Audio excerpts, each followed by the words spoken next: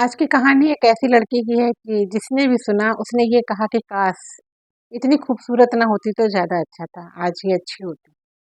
तो अगर आपको वीडियो पसंद आती है तो लाइक करिएगा, चैनल पहली बार है तो सब्सक्राइब करिएगा। आपका एक लाइक और एक सब्सक्राइब हम लोग को बहुत मोटिवेट करता है। और आज मेरी एक सब्सक्राइबर है, उनकी बेटी का जन्मदिन है। जैसा कि मैं कहती हूँ कि अगर आपको बर्थडे या एनिवर्सरी विश करानी है तो आप मुझे कमेंट करिए, मैं नाम लूँगी। तो आज 27 फरवरी को मेरी एक सब्सक्राइबर है, उनकी बेटी निशु है, उसका हैप्पी बर्थडे है। तो happy birthday Nishu, God bless you बेटा। और चलिए कहानी शुरू करते हैं। हाँ, नमस्कार दोस्तों, मैं शशि आप सभी का स्वागत करती हूँ आपके अपने चैनल पर। तो दोस्तों आज की कहानी गोरखपुर जिले की है। गोरखपुर जिले में एक परिवार होता है, उसमें एक लड़का और 2 बेटी होती है उनके, 1 बेटा और 2 बेटी होते हैं उन कपल के। गोरखपुर जिले के गाँव की कहानी है। तो जैसा कि हम सब लोग कहते हैं कि बेटी खूबसूरत हो तो माँ-बाप का सपना होता है कि बेटी खूबसूरत हो तो दहेज कम लगता है, शादी करने में दिक्कत नहीं आती है, ऐसा हर माँ-बाप सोचते हैं। तो उस परिवार में भी एक बेटी जन्म ली, जो कि बहुत खूबसूरत थी, बिल्कुल डॉल की तरीके थी। धीरे-धीरे वो बढ़ने लगी, वाक़ई में बहुत खूबसूरत थी। जो देखता वो कहता कि अशोक आपकी बेटी बहुत खूबसूरत है। और जैसे वो खूबसूरत थी तो उसका नाम भी था, परी नाम था उस लड़की का। और वैसे उसको खुशबू बोलते थे, लेकिन घर में लोग उसको सुंदरता की वजह से उसको परी बुलाते थे। धीरे-धीरे वो बड़ी हो गई, बड़े होते-होते जब वो 16-17 साल की हुई तो अपनी खूबसूरती की वजह से वो गाँव में थोड़ा ज़्यादा ही फेमस हो गई। गाँव में कई लड़कों से उसकी बातचीत होने लगी, कॉलेज आते-जाते कई लड़कों से उसकी मुलाकात होने लगी। इसकी चर्चा होते-होते जब घर तक पहुँची, अशोक को पता चली, तो अशोक ने कहा कि बेटी अब बड़ी हो गई है, इसकी शादी कर दी जाए क्योंकि मुझे लगता है कि अब ये गलत रास्ते पर जा रही है। तो अशोक लाल ने लड़का ढूँढना शुरू किया। लड़का ढूँढ कर के पास के ही एक गाँव का लड़का था, उससे उन्होंने अपनी बेटी की शादी कर दी। लड़का कानपुर शहर में नौकरी करता था, गोरखपुर जिले की ये बात है। तो शादी हुई तो लड़का बहुत खूबसूरत था, क्योंकि इतनी इतनी खूबसूरत मिल गई थी तो उसकी तो खुशी का ठिकाना ही नहीं था। बहुत खूबसूरत था। धीरे-धीरे कुछ दिन बीतने लगे, लड़की जो थी वो अपनी खूबसूरती के कारण उसका पति इतना उसको मानता था कि उसकी हर बात मानता था, जो वो कहता वो मानता था। कुछ दिन बीते, 2-4 महीने बीते तो उसने कहा कि ऐसा है कि घर में रह के काम कैसे चलेगा? आप नौकरी करते थे, आप नौकरी छोड़कर भी बैठे हैं, तो आप जाइए काम करिए। उसने कहा ठीक है। वो कानपुर चला आया और कानपुर में जॉब करने लगा। आते-जाते, घर आता-जाता, फिर चला आता, ऐसे करते-करते शादी को 1.5 साल बीत गए। और खुशबू के एक बेटा होता है, 3-4 महीने का बेटा होता है। फिर वो चला आता है कानपुर, उसका जो पति होता है राहुल, वो कानपुर चला आता है और अपनी नौकरी करता रहता है। इसी बीच में चूँकि उसकी आदतें पहले से खराब थी, बहुत खूबसूरत थी, उसकी आदतें पहले से ही बहुत खराब थी, तो वो अब बिना पति के रह नहीं पाती, बिना आदमी को उसको अच्छा नहीं लगता है। वो अपने पुराने दिन सोचती है कि पहले कैसे मैं सबसे बात करती थी और आज मुझे इस घर में, गाँव में बंध के रहना पड़ रहा है, उसे अच्छा नहीं लगा। तो एक दिन वो आँगन में बैठी थी और कुछ काम कर रही थी, उसकी सास उस दिन कहीं गई हुई थी, किसी फंक्शन में गई हुई थी। तो घर में ससुर और उसका छोटा बच्चा और बहू खुशबू थी। तो जाने उसको क्या सूझा, उसने शरारती नज़र से ससुर की तरफ देखा और मुस्कुराने लगे। ससुर ने भी देखा बहू की तरफ, तो बोले, "क्या बात है खुशबू, आज बड़ी मुस्कुराहट आ रही है, कोई बात है क्या?" तो बोली, "नहीं पिताजी, बस ऐसे ही।" उसके बाद खुशबू ने कहा कि पापा आप बच्चे को ले लीजिए, मैं काम कर रही हूँ, तो ये मुझे काम नहीं करने दे रहा है। तो उसने उठा करके बोला, पिताजी उसके बोले, ससुर उसके बोले कि अच्छा ठीक है, मुझे ला करके तुम दे दो बच्चे को, मैं ले देखता हूँ और तुम अपना काम कर लो। खुशबू अपने 4 महीने के बच्चे को उठाती है और ससुर के पास ले करके जाती है। तो बच्चे को देते ही वो ससुर का हाथ उसे टच होता है और फिर वो मुस्कुरा के चल देती है। कहते हैं कि मतलब गलत विचार मन में हो तो उन्हें दबाना बहुत ज़रूरी होता है, नहीं तो अनर्थ हो जाता है, ऐसा ही कुछ हुआ। खुशबू की इस हरकत को उसके ससुर ने भी भाँप लिया और ससुर की तरफ से भी 1-2 दिन बाद ससुर ने भी मौका देख के उसको छूना शुरू कर दिया। अब दोनों का क्या था, दोनों के बीच अवैध संबंध बन गए, ससुर और बहू के बीच में एक अच्छा रिश्ता उन लोगों ने अवैध संबंध के चक्कर में रिश्ते को नाजायज़ बना लिया। रिश्ता बनता गया और धीरे-धीरे, ये किसी को नहीं पता था, धीरे-धीरे 2-4 महीने बीतते गए। एक दिन उसकी सास ने, खुशबू की सास ने बहू को अपने पति के साथ देख लिया। जब उसने देखा तो उसको समझ नहीं आया कि अब मैं क्या करूँ? ये तो बहू और ससुर, मतलब मेरे लड़के के साथ-साथ मेरी भी ज़िंदगी बर्बाद हो रही है। तो बहू को ऐसे देख करके सास ने अपने लड़के के पास फ़ोन किया, राहुल के पास फ़ोन किया और बोला कि ऐसा है कि तुम अपनी पत्नी को अपने साथ रखो। मैं इसको घर में नहीं रख सकती हूँ क्योंकि इसके लक्षण खराब हो गए हैं। सुनता है तो वो भी आता है, गाँव आता है कानपुर से, गोरखपुर पहुँचता है, वहाँ पर जाता है, खुशबू को समझाने की कोशिश करता है। तो खुशबू बोलती है कि जो हुआ मुझे माफ़ कर दो, मैं तुम्हारे बिना नहीं रह सकती हूँ, मुझे अपने साथ ले चलो। तो फैसला लास्ट में ये होता है कि इसको भी लेकर के जाओ, वो किराए के कमरे में रहता है कानपुर में, तो राहुल उसको भी लेकर के आता है, किराए के कमरे में रहता है।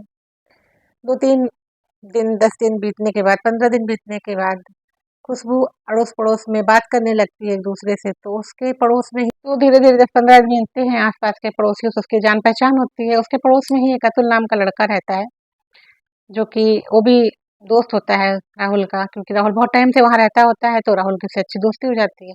तो ये भी अतुल से अपना व्यवहार बनने लगती है। एक दिन वो ऑफ़िस चला जाता है, राहुल अपनी फैक्ट्री में नौकरी करने चला जाता है और उस दिन उसकी कुछ तबीयत थोड़ी-सी खराब होती है, तो वो दोपहर में जल्दी आता है। वैसे वो शाम के 7 बजे तक आता था, तो खुशबू को ये लगता था कि 7 बजे के पहले तो पति को आना ही नहीं है। तो उस दिन जो अतुल था वो उसके घर में था और उसको बुला लेती थी जाने-अनजाने में। अतुल था, एक पड़ोसी और भी था, उसको बुला लेती थी वो और अपना रंगोलियाँ मनाती थी अपने घर में। एक दिन जब राहुल जल्दी आया तो उसने दरवाज़ा नॉक किया, अपना घर का दरवाज़ा नॉक किया। दरवाज़ा खुलने में 2-4-6 मिनट का टाइम लगा, तो उसने सोचा ऐसा क्या कर रही है खुशबू जो इतना टाइम लग रहा है। खैर जब दरवाज़ा खुलता है तो बिस्तर अस्त-व्यस्त होता है और कमरे में एक तरफ अतुल बैठा होता है जो कि उसका पड़ोसी होता है राहुल का। राहुल को ये देखते देर नहीं लगती है कि समझते देर नहीं लगती है कि बीच में क्या हुआ है, कमरे के अंदर क्या हुआ है। उसने पूछा कि ये यहाँ पे क्या कर रहा है, ये पड़ोसी यहाँ पे क्या कर रहा है इस समय? तो उसने कहा कुछ नहीं, बेटा रो रहा था तो मैं इसे टहला रही थी। तो इन्होंने ले लिया और बोले कि ले आओ मैं थोड़ी देर इसको खिलाता हूँ। फिर वही देने आए थे, तो मैं इनके लिए चाय बनाने जा रही थी, अभी किचन में ही जा रही थी, आप भी बैठो, आपके लिए भी चाय बनाती हूँ। खैर अब तो राहुल को बहुत ही बुरा लगा कि मेरी बीवी यहाँ पर भी इसके ऐसे हो गए हैं। वो ले गया, कुछ दिन के बाद उसको फिर गाँव छोड़ आया। उसने कहा कि ऐसा है कि यहाँ पे कमरे का खर्चा बहुत ज़्यादा है और सर्वाइव नहीं कर पा रहे हैं हम लोग, तुम गाँव में ही रहो कुछ दिन। वो कुछ नहीं बोलती है, वो गाँव चली जाती है।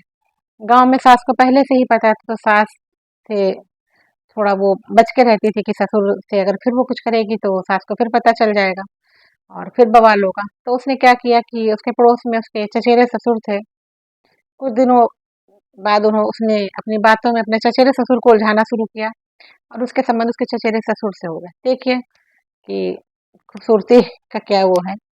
थोड़े दिन बाद उसके संबंध उसके चचेरे ससुर से हो गए और सास को भी अपने चुप करा के रखती थी कि तुमने कुछ बोला तो मैं सब कुछ बता दूंगी ऐसा। और ससुर तो पहले से ही बस में थे, तो कोई उसको कुछ बोलता नहीं था। अब वो कानपुर से भी कभी अतुल को, कभी जो दूसरा पड़ोसी था राजेश, उसको बुला लिया करती थी और आते जाते रहते थे। इधर चचेरे ससुर से भी उसके संबंध हो गए थे। ऐसे ही उसका चलता रहता था। इधर ससुर को जब पता चला कि मेरी बहू के उसके चचेरे भाई से संबंध हो गए हैं, तो उसने बहू को रोक टोक लगाने की कोशिश की और घर में आने जाने वालों पे नजर रखने लगा कि कोई घर के अंदर ना आ जा पाए। जब उसने देखा कि अब ससुर जो है वो रोक टोक लगाना शुरू कर दिए हैं, तो एक बार उसने चुपचाप से अपने चचेरे ससुर को घर में बुलाया और बोली कि ऐसा है कि ये जो हमारे ससुर हैं, गंगा नाम था उनका, ये जो हमारे ससुर हैं वो हम लोग को आने में रोक टोक लगाते हैं, तो अब हम कैसे मिल पाएंगे? तो ससुर ने कहा कि जो जो उसके चचेरे ससुर थे, उसने कहा कि देखो ऐसा कैसे हो सकता है, बिना मिले तो मैं भी नहीं रह सकता हूँ। तो उसने कहा कि ठीक है, अगर आप भी मुझे बहुत चाहते हैं तो आप एक काम करिए कि गंगाराम को मार दीजिए, जो कि खुशबू के ससुर थे और राहुल के पिता थे। चचेरे ससुर को यही ठीक लगा। उसने कहा ठीक है। एक दिन उसने क्या किया कि उनको खूब सारी शराब पिलाई और खेतों की तरफ ले गया। चचेरा ससुर जो था खुशबू का, वो खुशबू के ससुर को खेतों की तरफ ले गया और जब दारू का बहुत ज़्यादा नशा हो गया, शराब का उसको बहुत ज़्यादा नशा हो गया, तो उसने वहीं खेतों के पास ही उसके ससुर को काट के और बोरे में भर करके झाड़ियों में फेंक दिया। 2-3 1 दिन बीता तो खुशबू की सास ने सोचा शायद कहीं गए होंगे। 2 दिन बीता तो भी जब नहीं आए, तो खुशबू की सास को चिंता हुई कि आखिर वो कहाँ चले गए और बहू के उससे कुछ ज़्यादा ही परेशान थे। तो उनको मन में शंका हुई कि ऐसा तो नहीं कि मेरी बहू ने ही ऐसा कुछ कर दिया। फिर पुलिस में कंप्लेन गई और ये हुआ कि कौन-कौन आता है, कौन-कौन जाता है। चचेरे ससुर को पकड़ा गया। लोगों ने बताया कि दोनों भाई उधर जाते हुए दिखे थे। तो खेतों की तरफ जाते हैं, थोड़ी दूर जाने पे पता चलता है कि बोरे में लाश मिलती है गंगाराम की। राहुल के पिता और खुशबू के ससुर की। उसके चचेरे ससुर को पकड़ा जाता है। चचेरा ससुर उसका बोलता है कि कोई मेरे ही संबंध नहीं थे उससे, वो तो बाहर से भी कई लोगों को बुलाती थी। फिर सबकी लोकेशन निकाली जाती है, नंबर निकाला जाता है, तो राजेश और अतुल ये दोनों भी पुलिस में बुलाए जाते हैं और हाजिर होते हैं। तो वो बताती है कि मेरे कोई अकेले के संबंध नहीं थे, इसके तो बहुत लोगों से संबंध। ऐसे करते हुए फिर राहुल भी आता है। राहुल को पता चलता है कि उसके पिताजी को मार दिया है उसके चचेरे ससुर ने उसकी पत्नी से संबंध होने के चक्कर में। फिर वो आता है और गवाही देता है पुलिस में कि मेरी पत्नी के ही रक्षण करा, तो इसलिए मैं उसको कानपुर से गांव फिर छोड़ गया था। पहले भी मेरे पिताजी से इसके संबंध थे और अब भी है। ऐसे करके खुशबू को जेल हो जाती है। तो दोस्तों, ऐसी खूबसूरती किस काम की जो कि पूरा परिवार ही बर्बाद कर दे और रिश्तों के महत्व को ना समझे। तो आपको कहानी कैसी लगी, कमेंट बॉक्स में ज़रूर बताइएगा। अगर आप भी चाहते हैं कि किसी की एनिवर्सरी या किसी का बर्थडे विश करें, तो आप मुझे कमेंट करिएगा, मुझे ईमेल पे मेल करिएगा। मैं उनका सबका जब भी उनका बर्थडे होगा मैं विश करूँगी उनको। और मेरी एक सब्सक्राइबर हैं सीमा सिंह, उन्होंने एक मुझे मेल पे कमेंट किया था। बोला था मैम आप जब मुझे स्टोरी सुनाती हैं तो मुझे बहुत अच्छी लगती हैं, क्योंकि अभी तक तो मैंने जितने भी लोग देखे हैं वो सब मेल ही पुरुष वर्ग ही इस तरह की स्टोरियाँ सुनाता आया है। और आप एक फीमेल होकर के स्टोरी सुनाती हैं तो मुझे बहुत अच्छा लगता है और आपके कहने का अंदाज बहुत अच्छा लगता है। तो बहुत-बहुत धन्यवाद सीमा देवी जी आपके इस कमेंट का। और ऐसे ही आप लोग सपोर्ट बनाए रखिए और ऐसे ही मैं नई-नई कहानी आप लोगों के लिए लेके आती रहूँगी। मिलते हैं किसी नई कहानी में, तब तक के लिए नमस्कार।